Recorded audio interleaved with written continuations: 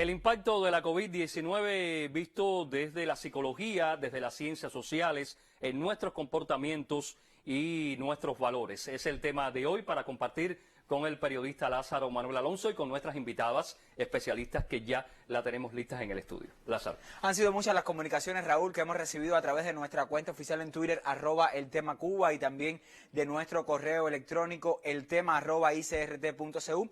Nos han escrito personas que se han recuperado de la COVID-19, otras que han tenido niños mucho tiempo en casa, y hablan también de las secuelas que ya eso va dejándoles. También nos hablan de otros que sienten miedo a salir a la calle, que tienen un grupo de cuestiones que les han afectado aún cuando no hayan vivido la enfermedad, pero que le afectan porque, como quiera que sea, es un tema que está latente en la calle y las personas tienen temor a enfermarse. Es lógico que sea una de las reacciones que deja la COVID-19. Y sabe, hay una pregunta recurrente en este tema y tiene que ver con el acceso de estas personas a buscar alguna ayuda, o sea, ¿dónde recurrir?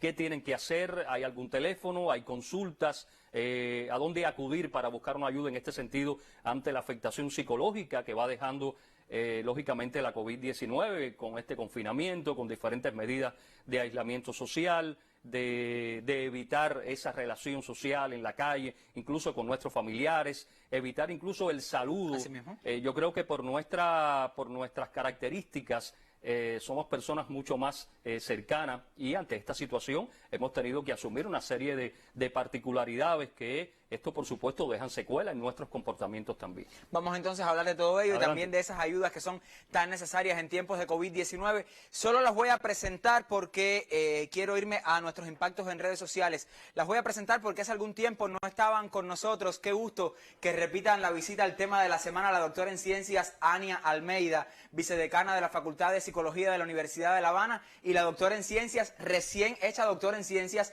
Niuba Ávila. Ella es profesora de Sociología de la Universidad de La Habana. Gracias a ambas, un placer tremendísimo que nos estén acompañando esta mañana. Hacía un tiempo que no nos veíamos, pero tenemos un tema creo que oportuno para debatir en esta emisión de lunes. Les decía que hemos recibido muchas comunicaciones a través del correo, también de nuestra cuenta oficial en Twitter, @eltemacuba. Vamos a pasar revista a qué nos han hecho saber las personas que nos han escrito para luego un poco dialogar sobre el tema. Este es el correo. Nos dice Natalia: realmente este tema es muy importante para todos los que hemos pasado la enfermedad. Esto es una persona, Ania Niuba, que ha padecido la COVID-19. Es importante para las personas que han sufrido la enfermedad como para el pueblo en general. Es muy difícil, y más con las secuelas neurológicas. Dice ella, estoy pensando en las secuelas sociopsicológicas que le puede haber dejado la enfermedad. Pues las dificultades son inmensas. El miedo a escuchar la enfermedad como tal es una de las secuelas que dice le ha dejado. Los fallecidos, el temor a volverse a enfermar, el daño tan inmenso emocionalmente que nos arrastra día tras día. Yo, por ejemplo, dice ella, tengo faltas de aire frecuentes, con el pecho apretado, dice. Esto es una secuela que tiene que ver ya con la parte física de las secuelas de la COVID-19. Es difícil y tenemos que aprender a convivir con algo tan difícil, dice ella.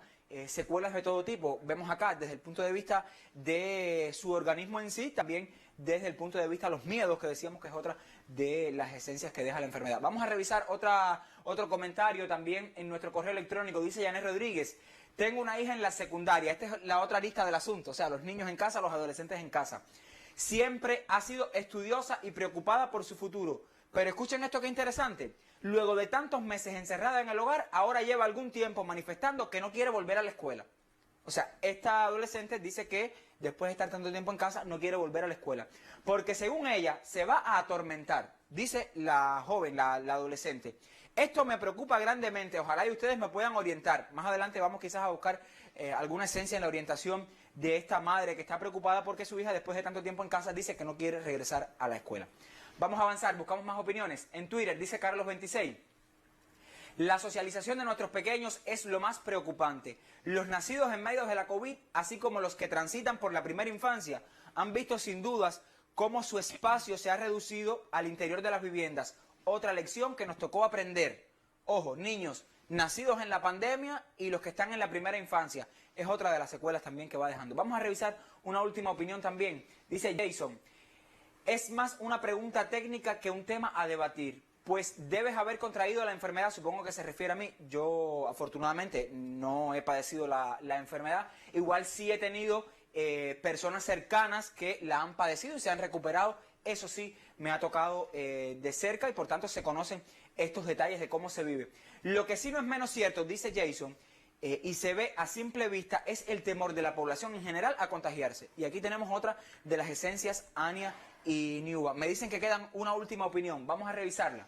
Dice Reinaldo: cansancio, alteraciones psicológicas, pulmonares, compatibles con un daño renal crónico y una respuesta inflamatoria persistente son algunas de las secuelas que ocasionan la COVID-19. Estoy pensando que Reinaldo ha sido una de las personas que ha vivido en carne propia, como decíamos en un primer momento, la enfermedad. Ya ustedes vieron asuntos de todo tipo, los miedos, los niños, los adolescentes. Veíamos una arista del asunto, que no quiere volver a la escuela, pero otros que están ansiando a salir de casa.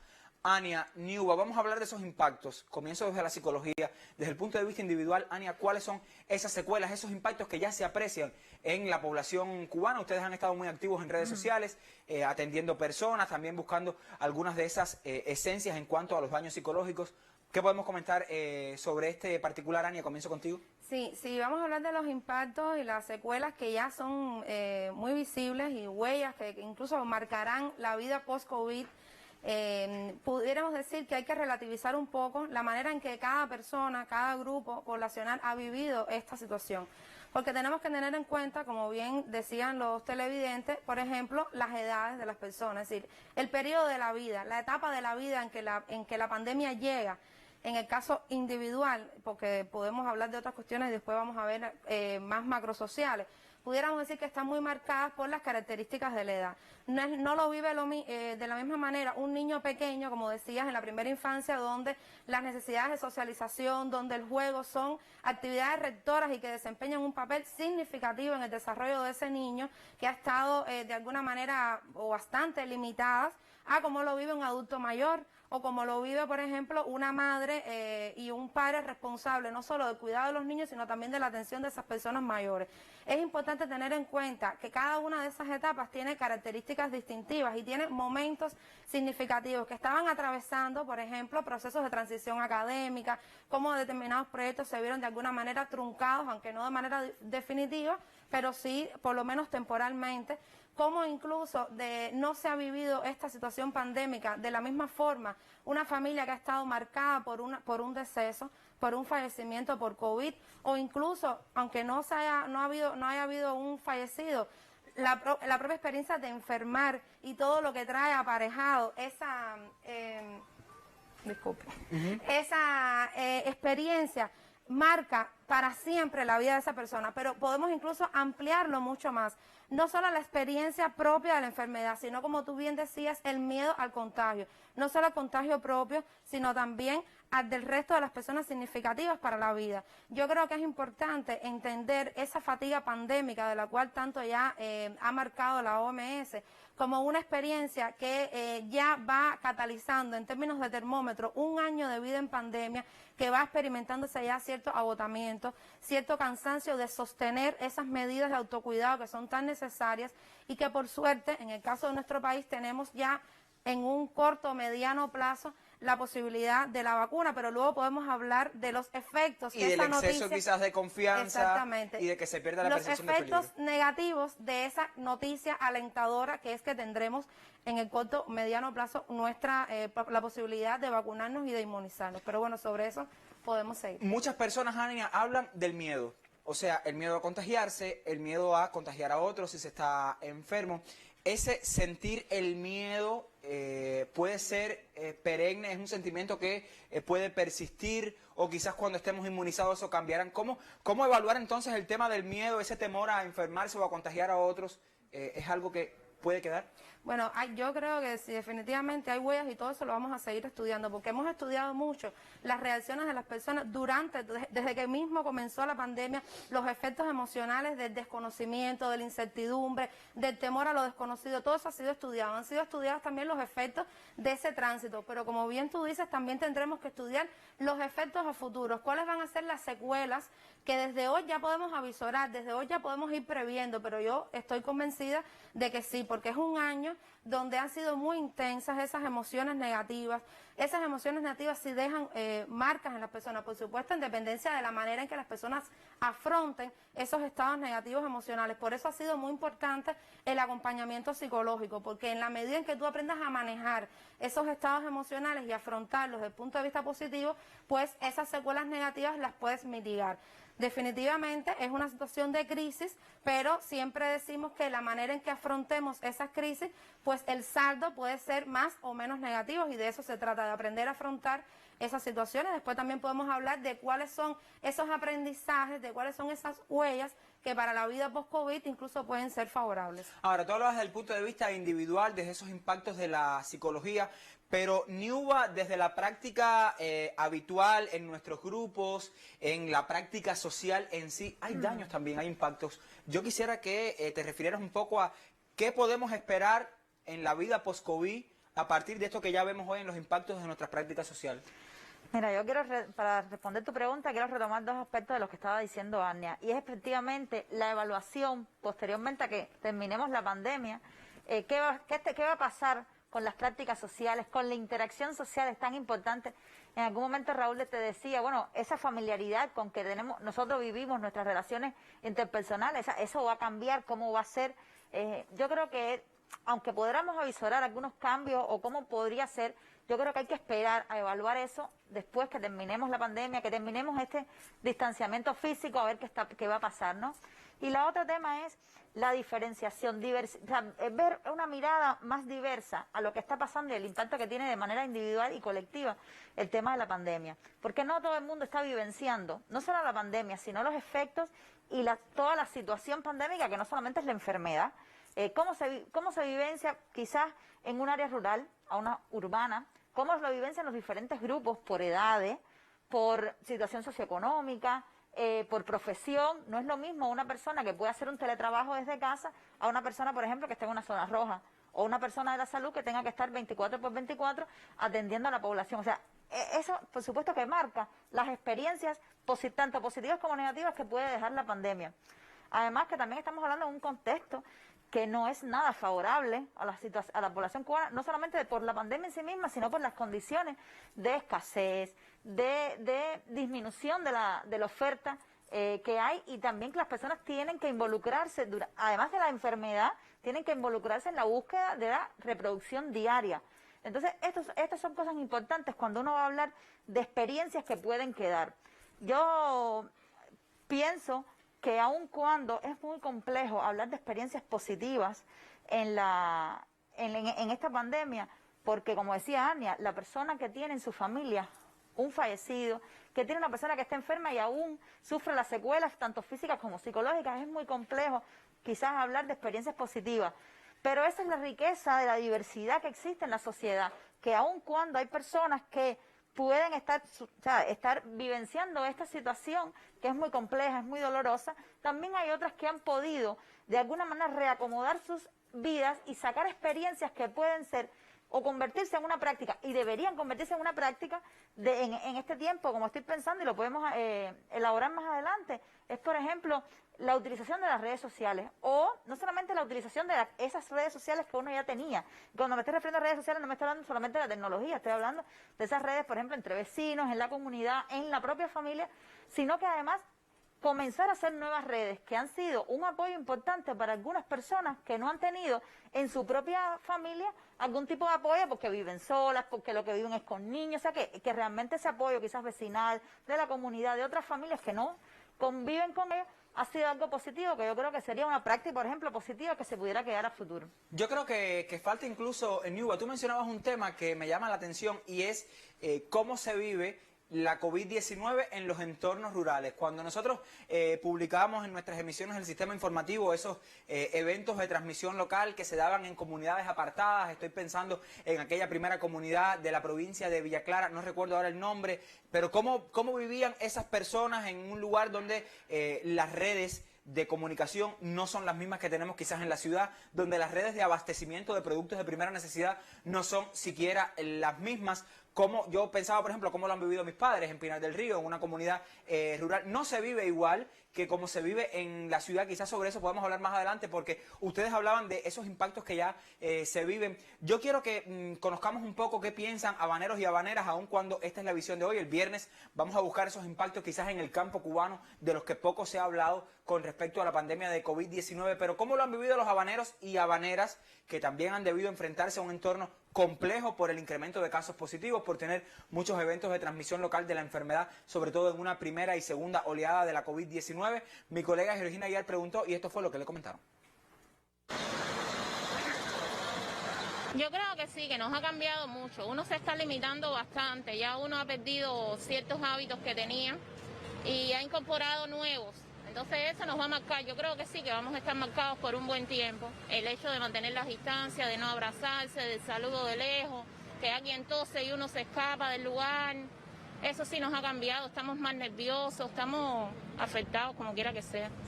Esta pandemia ha provocado que las personas se hayan puesto un poco agresivas y que a veces no podamos ser más tolerantes, y debemos de ser más tolerantes con nosotros mismos, que somos seres humanos, y cuidarnos y querernos, amarnos y vivir un poco en paz, y ser mucho más unidos, porque con esta pandemia tenemos que ser mucho más unidos y tratar de vivir con un poco de paz y tolerancia ante la vida. Todos tenemos defectos, pero tenemos que tolerarnos nuestros defectos, tenemos que respetarnos y tenemos ante todo que querernos.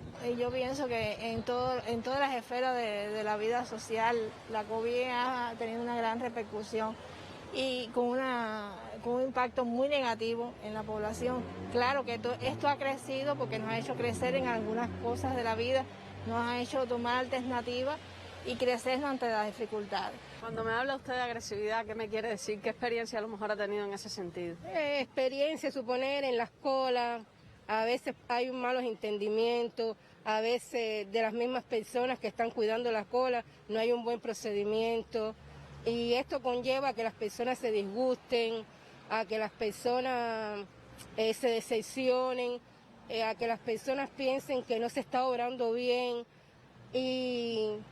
y trae mucha convergencia, trae muchas discusiones, trae mucho malestar. Bueno, veíamos algunas esencias también de la COVID, lo relacionado con nuestras prácticas, con esa sensación, Ania, de ansiedad. Hay una colega que tiene 2 niñas pequeñas que están, por supuesto, han estado todo el tiempo en casa, y me dice, por favor, pregúntale a tus entrevistadas si es normal que las niñas abran todo el tiempo el refrigerador buscando comer y queriendo comer. Eso es una de las respuestas también. Es una manifestación de ansiedad, es decir, cuando tú tienes un tiempo no ocupado, cuando no hay una actividad que regula tu horario y hay una concentración en esas actividades, entonces hay un desplazamiento de esa necesidad, incluso un sobredimensionamiento de lo que puede ser esa sensación de hambre y esa necesidad constante de que quiero comer, igual la pregunta, bueno, ¿y qué voy a hacer ahora? Es decir, definitivamente ha sido todo un reto para la familia cubana asumir las 24 horas del día de esos niños en casa. Yo creo que también ha servido para resignificar y valorar de una manera diferente el significado de la escuela, de los maestros, porque las madres, los padres han tenido que de alguna forma suplir ese error y han podido comprender incluso la complejidad de los maestros y maestras, de la tarea que tienen todos los días esos maestros, pero además no con ese niño, sino con todos. A la vez yo creo que eso puede ser importante para el futuro, pero es realmente difícil lograr en la casa al mismo tiempo, lo que decía Niuba, esa reproducción de la familia, esas compras, la subsistencia, al mismo tiempo el teletrabajo, al mismo tiempo el acompañamiento educativo de nuestros niñas y niños, la atención a los adultos mayores, las tareas domésticas y todo eso en un mismo espacio de tiempo y en un mismo lugar. Definitivamente es un desafío. ¿Y qué sucede? No todas las personas tienen los mismos recursos para afrontar esa situación. ¿Cuáles son algunas de esas consecuencias? Bueno, para poder atender o más bien tener a los niños tranquilos. Hay personas que ponen a los niños a ver los muñequitos, los animados, durante largas horas del día. De esa manera mantienen al niño tranquilo. ¿Cuáles son los efectos de la sobreexposición a las pantallas? Ese niño está infraestimulado porque no hay una comunicación, no hay un diálogo, no hay un juego, una actividad lúdica que tenga un impacto positivo en su aprendizaje. Y es importante tener en cuenta, Lazarito, en el caso de los niños, que hay periodos sensibles del desarrollo. No es lo mismo la afectación que puede tener en un año de tu vida, de mi vida, de la vida de un adulto, que sin dudas lo tiene, pero tienes otros recursos para afrontarlo, al impacto que tiene en la vida de un niño que está en pleno desarrollo. Un año de vida es realmente significativo cuando están coartadas las posibilidades de socialización, de juego. Y como bien tú decías, hay niños entonces que están retraídos y entonces tienen un poco de temor a la socialización, mientras otros están gritando la necesidad de salir, de jugar con los amiguitos. Y eso evidentemente yo creo que desde el punto de vista de ese acompañamiento que lo hemos hecho, la Facultad de Psicología ha tenido desde el Centro de Orientación y Atención a la Población, el COAP, prácticas extendidas de esa atención, pero a posteriori en las escuelas cubanas el recomienzo no es el recomienzo solo desde el punto de vista instructivo, es muy importante el acompañamiento desde el punto de vista socioeducativo, socioemocional, porque no se trata solo de volver a arrancar con la matemática y el español, sino qué pasa con esos niños que ya tienen hábitos un poco distorsionados, si no se ha trabajado bien en la casa, que tienen los límites un poco difusos en términos de horario, y por ahí un conjunto de elementos que hay que darle un acompañamiento. Yo le voy a pedir a nuestra especialista en efectos gráficos, Yaima Barcaz, por suerte ya completamente recuperada y está con nosotros, volver al correo de la madre preocupada, Ania, porque su hija no quiere ir a la escuela. Si fuera posible que Yaima nos ayude con ese correo, porque ilustra un poco esas sensaciones también. Tú hablabas del deseo a la socialización, sin embargo, aquí vemos que hay una adolescente que no quiere volver a la escuela. Eso es una respuesta también a todo este sentido, al acomodo, pudiera ser acomodo. ¿Cómo interpretarlo, Ani? Totalmente, es que es importante entender que una misma situación puede ser generada, es decir, genera vivencias y experiencias diferentes en dependencia de las personas. Como mismo pueden haber personas y niños que estén deseando a gritos, pueden haber otras que sea el efecto. Incluso en los adultos se habla del efecto de la caverna, es decir, ensimismamiento y quedarse encerrado ya tranquilo en esa zona de confort. Bueno, a lo mejor le puede estar pasando a esa niña incluso. Es por eso importante que cuando, por ejemplo, llamemos de nuevo al retorno a la escuela, las experiencias van a ser bien diferentes. Y estos son elementos que hay que ver, porque entonces hay que hacer un acompañamiento a esa niña para tampoco, de alguna manera, impulsar un cambio brusco en esas prácticas. Hay que entender por qué esa niña está sintiendo eso, qué experiencia tiene en la casa, ir acompañando ese tránsito, porque evidentemente pueden ser experiencias fuertes para los niños y son cosas que tenemos que ir acompañando. Los profesores van a tener un reto grande, Lázaro Manuel. Nuestro sistema educativo, no solo en el presente, sino a futuro, para ese acompañamiento. Yo creo que los psicólogos, psicopedagogos, vamos a tener que estar cada vez más trabajando de conjunto, porque nuestros niños, no solo en la dimensión instructiva, que sin dudas hay grandes desafíos, hay niños que están ahora mismo en la edad de aprender a leer y escribir, y es muy complejo para una madre enseñar a leer y escribir porque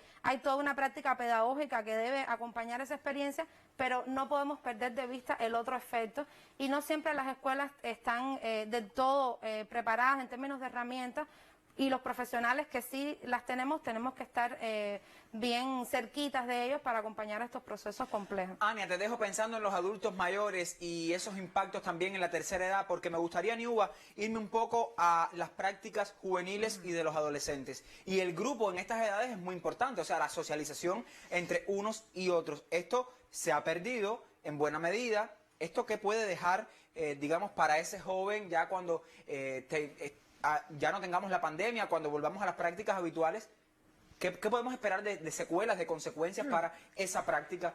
Mira, para los adolescentes y jóvenes, este tiempo ha tenido mucho significado. Por ejemplo, estaba pensando ese adolescente y joven que dejó una relación pausada, porque bueno, ¿hablamos de relación amorosa? Sí, relaciones interpersonales de noviazgo. Pero incluso hay ya jóvenes que comenzaron su primera relación sexual, sus relaciones sexuales también quedaron de alguna manera pausadas, y esto por supuesto que tiene un impacto para ellos. Este grupo, o sea, las relaciones en el grupo, que tan importantes en esta etapa, también terminaron pausadas, aunque estos adolescentes y jóvenes buscaron rápidamente alternativas para la comunicación, pero es una comunicación a distancia. Y por supuesto que esto, Ania decía, la sobreexposición de los niños a las pantallas, también de los adolescentes y jóvenes, eso ha sido un impacto importante porque también ha estado saturado, o sea, ese uso y desuso de los medios de comunicación para ellos también es importante, es que habría que evaluar. Yo creo que la sociedad cubana, yo creo, y a nivel internacional, las evaluaciones post-COVID son algo importantísimo, porque no solamente es evaluar los impactos que va a tener, por ejemplo, para la educación de esos mismos jóvenes y adolescentes que también pausaron su proceso de aprendizaje. Estamos hablando de una generación llamada en la bibliografía internacional los pandemias. Son los niños nacidos con la pandemia, son los niños que durante estos primeros 5 años están viviendo la pandemia, pero esos jóvenes y adolescentes que de alguna manera van a tener que pausar su desarrollo para años posteriores. Y esa es una evaluación que hay que tener. Yo creo que ese es uno de los retos que nosotros tenemos. Y yo quería agregar algo a lo que estaba diciendo Ania, que es importante. Cuando uno habla de las desigualdades que ha traído la pandemia, también hay que hablar de las desigualdades al interior de la familia. Porque Ania decía, bueno, esa madre que tiene que enseñar a leer y a escribir al niño, o sea, esa sobrecarga en temas de aprendizaje y de cuidado que ha tenido la mujer, la figura de la mujer es importantísima, porque en ella de pronto han recaído todo lo que ella tenía, pero además ha recaído es enseñar a los hijos. Y no es que uno esté de acuerdo en que sea la mujer la encargada, pero es que en la práctica social eso es lo que ha sucedido. Entonces tenemos que hablar de una madre que además de la reproducción diaria del hogar, de hacer una cola, de buscar insumos, etcétera, también tiene que preocuparse por la educación de 1 o 2 hijos, por no hablar de aquellas que tienen más de 2 en edad escolar. O sea, yo creo que eso es una situación importante porque muchas veces, entonces ¿qué pasa? Que la educación entre los hijos es diferente, entre niños y adolescentes porque no tienen el mismo tiempo para poder dedicárselo en una situación, ¿verdad?, que es compleja para todos. Ania, cuando hablamos de los adultos mayores, porque quiero de alguna manera transitar por cada uno de los grupos etarios que puedan estar viviendo estos efectos distintos de la pandemia de COVID-19. Si hablamos de la tercera edad. Sí, mira, la tercera edad siempre desde el inicio se decía como grupo más vulnerable, digamos, por la comorbilidad que pudiera ir acompañada y siempre se prestó mucha atención. Bueno, es importante entender cómo hay prácticas, ha habido prácticas y recuerdo aquí muchísimo ahora a nuestra profe Teresa Orosa, la presidenta de la Cátedra del Adulto Mayor, cuando habla de prácticas que daban cuentas de violencia en términos de cómo se coartaba. Incluso pueden ser experiencias que permanezcan, la autonomía de esos adultos mayores en función de su cuidado, es decir, pero por ejemplo retirar las llaves de ese adulto mayor para que no salga, para cuidarlo, para que no enfermara, pero como las maneras en que ese cuidado se ejerce puede también tener efectos negativos en esa independencia, en esa autonomía tan necesaria y tan vital para esa edad. Y es importante entonces lograr un equilibrio, es decir, cuidar a nuestros mayores, definitivamente tenemos que cuidarlos y por eso lo recomendable es que no salgan y que sean las otras personas más jóvenes las que salgan a la calle a las cuestiones de necesidad. Sin embargo, la manera en que ese cuidado se ejerce es muy importante, sobre todo por los efectos colaterales que puede tener entonces ese cuidado. Entonces, los adultos mayores evidentemente lo han vivido también intensamente. Tenemos que recordar que nuestros adultos mayores por lo general tienen unos espacios de socialización, el círculo de abuelos, los ejercicios que se realizan en los entornos comunitarios, ese abuelito que va a comprar el periódico, pero no es la compra del periódico, sino es la socialización que viene acompañada de ella y son elementos que han estado afectados. Por eso yo retomo algo que decía Niuba del tema de las cercanías y la importancia de los vecinos, como en el entorno comunitario más cercano, esa comunicación que aunque sea a un poco de distancia se ha mantenido, es realmente significativo porque la soledad, el aislamiento no son para nada recomendables, sobre todo a estas edades donde se necesita de esa cercanía emocional para el equilibrio de ese adulto mayor. Me queda poco tiempo, Ania, Niuba, voy a la calle y me queda una última pregunta. Experiencias que nos puede dejar o que nos está dejando la COVID en breve tiempo, eso será después de la calle, porque le preguntamos a algunas personas cuánto les ha cambiado la vida, cuánto la pandemia de COVID-19 ha determinado cambios en sus prácticas habituales, cotidianas. Esto fue lo que les respondieron a mi colega Georgina ayer. Ser bastante responsable, sobre todo eso, tener conciencia y tener responsabilidad, porque de nada nos vale, sobre todo en mi caso particular que soy médico, de nada nos vale seguir sacrificando a nuestros familiares, sacrificando a nuestros hijos, ¿eh? Sin embargo, tenemos al lado personas que no nos tienen en consideración, que no saben valorar esas cosas que estamos haciendo y entonces piensan que no les va a llegar. Sí les va a llegar.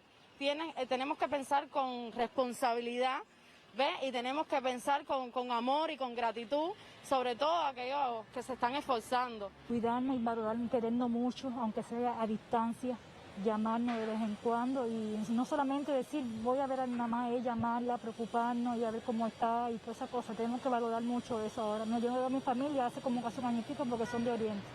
Iba a ir en enero y por el lío de la pandemia tuve que cambiar los boletos. Y eso y así, tenemos que valorar mucho ahora todo, que todo se ha cambiado la vida para todos.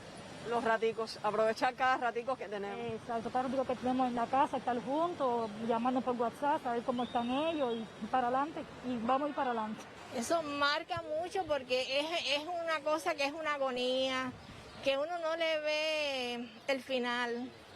Vaya, estamos esperanzados en todo este proceso que se lleva a cabo con los candidatos vacunales que se están probando y que bueno, queremos ver la punta, pero que a veces no la encontramos, le decimos, ay, ¿hasta cuándo? Pero si cada día hay más casos y siguen creciendo y Durán ahí se desgasta y tú lo ves ahí y qué va, no sé, vamos a ver hasta cuándo, pero bueno, ya le digo, estamos muy esperanzados en que este año esto concluya. Por lo menos ya hay un programa mundial de vacunación, Cuba está en la avanzada y esperemos que este año concluya toda esta pesadilla, porque es una pesadilla. Todos esperamos que este año concluya la pesadilla. Mis invitadas están convencidas de eso. Niuba, Ania, ¿qué experiencias sacar de la COVID? Yo sé que es quizás difícil hacer un saldo positivo de lo que nos ha dejado este año y tanto ya, de dolor para muchas familias, de esfuerzo para todo un país. Y estoy hablando, cuando digo del país, de nuestros médicos, nuestros científicos, nuestras comunidades, el gobierno en general.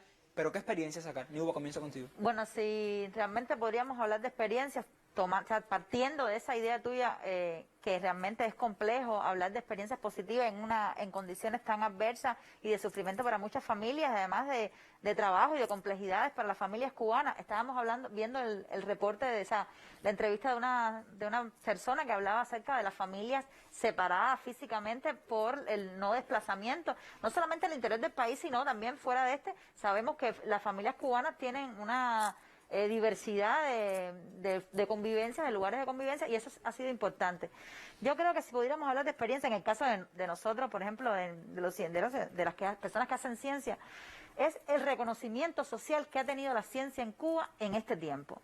Ese reconocimiento, además, dado también por la introducción de las ciencias en la toma de decisiones. Estamos viendo cómo la ciencia, incluso ciencias que hasta este momento han estado de alguna manera olvidadas o de alguna manera no eran tan reconocidas como la matemática, por ejemplo. Sabemos que hoy todo el mundo habla y reconoce cuando hablan de las gráficas que hace... Los pronósticos del profesor Guinovar. Exactamente. Bueno, y de todo el equipo de matemáticos que están detrás y están acompañando a Guinovar. Eso es importante. Incluso me hablaba un profesor matemático y me decía, Niuba, a partir de todo esto nos han llegado ofertas de trabajo para los egresados. Hay estudiantes que quieren optar por la carrera de matemático, que hace varios años atrás eso era un problema en la universidad porque no se podían cubrir todas las cuotas. Yo creo que eso es algo importante. Esa toma de decisiones, esa invitación a las ciencias para tomar decisiones, para evaluar procesos, yo creo que eso es uno de los aspectos positivos. Otro de los aspectos también positivos es la informatización de la sociedad, que era un proceso que estaba iniciando, que tiene muchísimas todavía errores, muchísimas cosas por arreglar, pero realmente ha sido una alternativa viable para las familias poder usar esa informatización de la sociedad. El tema de los emprendimientos, que está claro que es para una minoría de la sociedad todavía, ese emprendimiento en las redes sociales de negocios que a veces de alguna manera facilitan la obtención de servicios, de insumos. También yo creo que es algo que podría quedarse como una experiencia y como una práctica en el futuro para colaborar en esta reproducción de la vida, de todas las familias cubanas. Ania, ¿qué más agregar sobre estas experiencias? Suscribo todo lo dicho. Yo creo que hay una dimensión importante que tiene que ver con las prácticas de cuidado y autocuidado. Yo creo va a ser relevante para el futuro, para la salud de es decir, para el futuro de nuestra salud, lo que hemos aprendido, la toma de conciencia de cuán expuestos estamos a los virus, a todos, no solo a este virus tan letal, pero a todos los virus que normalmente existen y que nuestras prácticas cotidianas nos hacen vulnerables porque no tenemos los cuidados necesarios. Yo creo que eso va a ser una marca importante.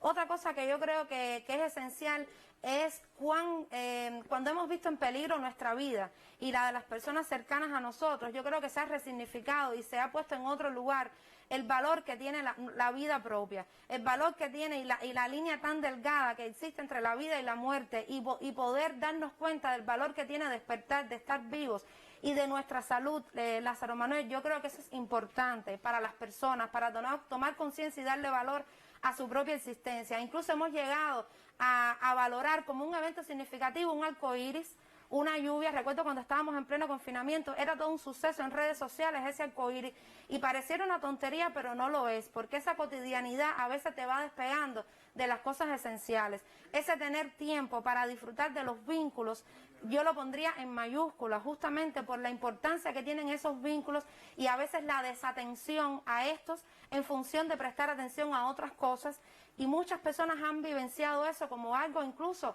trascendente, porque en su vida cotidiana muchas veces no tenían tiempo para hacerlo. Entonces creo que si hemos sido capaces de valorar más la vida, de valorar más nuestra existencia, de aprender a cuidarnos mejor, de aprender incluso a estar lejos pero cerca. Yo recuerdo ahora mucho también a mi profe Calviño cuando decía, no hablemos de distanciamiento social, hablemos de distanciamiento físico. Yo concuerdo, ¿por qué? Porque en este periodo no hemos estado aislados socialmente, al contrario.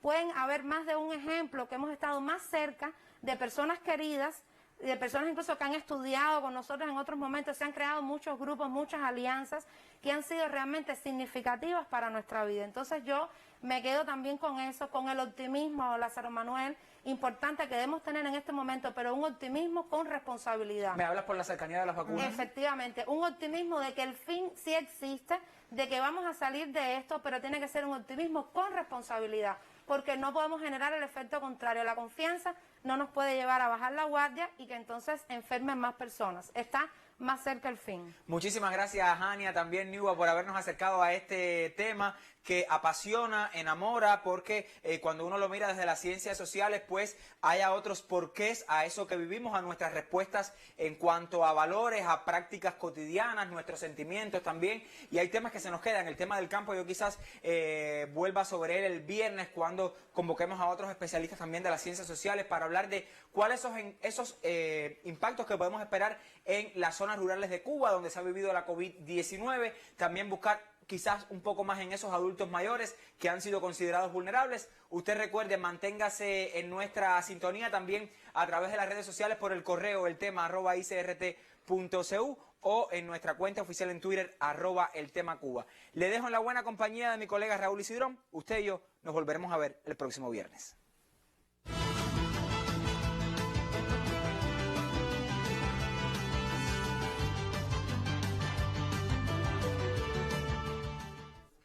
Ocho en punto de la mañana en todo el país. A esta hora le recordamos lo que es titular hoy lunes 29 de marzo de 2021 y también conozca algunas de nuestras propuestas para la última hora de transmisión.